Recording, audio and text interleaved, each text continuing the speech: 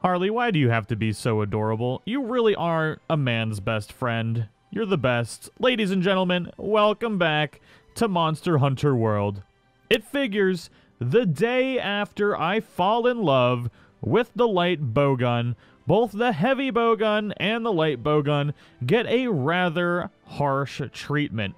In patch version 1.05 for PS4 and 1.0.0.10 for Xbox, the heavy bowgun and the light bowgun received both a nerf and a little bit of a boost to some other ammo types. But really, in my opinion, it was quite a bit of a nerf more than anything. The only benefit really to this was to the Pierce ammo and to the elemental ammo as well. But it's really only beneficial to the light bowguns that have the rapid fire for those specific ammo types. Otherwise, you're losing a ton of DPS due to the decrease in slicer ammo damage. Not only did they decrease the amount of damage your slicing ammo does, they also decrease the amount of slash berries you can have in reserve for crafting things up. So not only, I mean, the nerf would have been fine, but it feels like a real kick in the balls to reduce the amount of slash berries that you can carry now as well. So now you can only restock, well, your ammo reserves one time versus twice while you're out in the field, which really sucks. You'd figure with the GIMP, they would at least allow us to, you know, be able to restock our ammo more often. Now, I understand the GIMP, and a lot of people have been saying that they hoped that either the slicing ammo would be nerfed and that the other ammo types would be buffed. Now, we did get a buff to the normal ammo 1, 2, and 3, as well as the Pierce ammo 1, 2, and 3. Which isn't so bad, especially if you have rapid fire on a light bowgun. I mean, it's good in general. It does a little bit more damage. We'll go over that in a second. The Pierce ammo 1, 2, and 3. Pierce ammo 3 was pretty good to begin with, especially if you're hitting, you know, head-to-tail shots and tail-to-head shots. Then you can actually out-damage your slicing ammo if you're using it correctly. But if you're not having the proper line of sight, then your piercing ammo really isn't going to do you much good. Now, we also got an all-elemental ammo buff, except for dragon ammo. So, it's definitely an interesting patch. A lot of people had been saying they were hoping that the other ammo types would be buffed to match the slicer ammo, but we ended up getting a slicer ammo decrease, a nerf, as well as an ammo increase for the other things. So we'll go over real quick what the effects of the slicer ammo was. We'll go over some of the footage from my streams just before the patch, and then we'll go over some footage post-patch with the DPS, and we'll see how it is. Alright, so this is post-patch footage, and we're just going to shoot a couple different positions on this Odogaron to try and get an average and see how much per slice we're getting. Now, when we're hitting a weak spot, the damage is topping out at about 12 for a crit and 9 for a normal hit. And the body shots are about 7 and 6, so a lot closer in average there. But for a total average, we're getting about 9.5 damage per slice when you're hitting a weak spot on the monster, which is not too bad, but it's not nearly as good as it was before. Now, this is pre-patch damage here, and you'll see that we're topping off at about 14 damage per slice, sometimes even getting up to 17 damage for the weak spots, and then for the normal spots, we are getting up to about 12 or 11, which isn't bad. So pre-patch, we're doing about 12 damage per slice, and post-patch, we are now doing 9.5 damage per slice, which equates to about a 20.83% damage increase, which that may just be the math. I'm pretty sure it was a 20% damage decrease for slice ammo across the board, which is pretty drastic. That is a significant dip in damage with the slicing ammo. So it's not nearly as good as it was before, but it is still quite good regardless. This is still post-patch damage, and as you can see, we're doing quite a bit as it is, and it's still very effective against any creature that you want to use it on.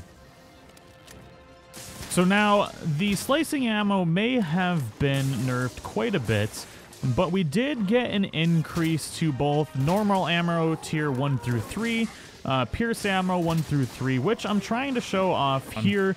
This is pre-patch footage where we're doing about 2 to 3 in a non-weak spot, averaging about 3 damage per hit, and on the vulnerable side we're averaging about 6 damage per hit with the slice or with the Pierce ammo tier 2.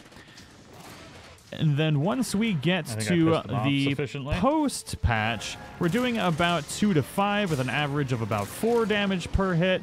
And then on the weak side, we're topping out at significantly higher at about 8 damage per hit on average, which is pretty good.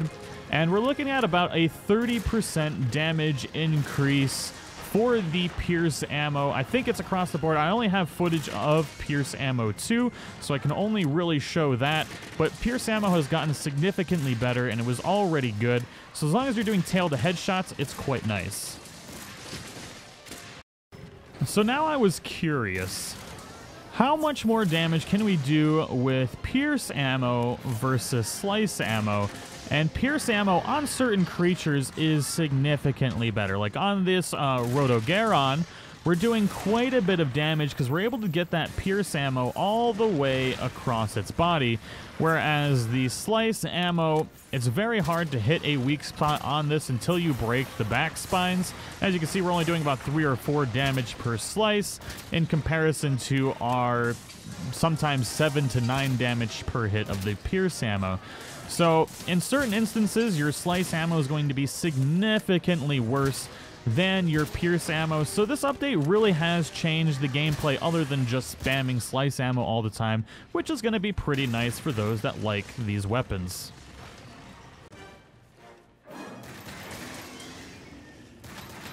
So now with rapid fire, your normal ammo 2 I don't have normal ammo 3 to show off on this particular gun, but the damage on this on weak spots is quite good. It's about on par with your current slice ammo, so that is nice. The normal ammo damage boost is quite substantial. It's a lot better than the piercing ammo, I think. And let me know what you guys think in the comments below as far as the increase to the damage of ammo types and the nerf to the slicing ammo. I still feel like the slicing ammo is going to be a mainstay, but at least when we run out of slicing ammo, we're not completely useless anymore. And that was a major issue with the light bowgun and the heavy bowgun, is once you were out of slicing ammo, your damage was just basically nothing. It was really, really bad.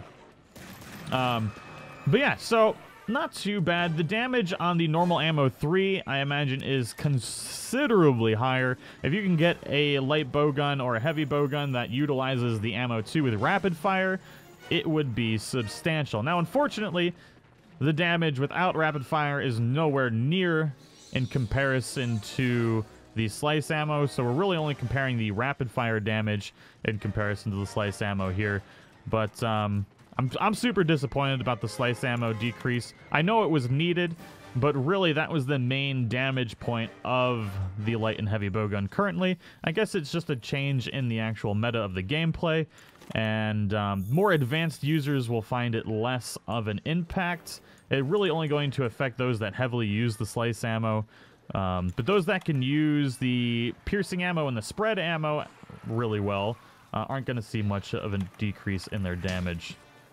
So let me know what you guys think of this nerf/buff to the light and heavy bowgun. I know I only showed off the light bowgun in this, but I don't have footage of me using the heavy bowgun just before the patch and immediately after the patch yet, because I was using the light bowgun with all of this armor last night, so it's exactly the same setup, so I wanted to make sure and see that. But you guys, the damage will scale the same way on either side, so I think this is a pretty effective way to show it off.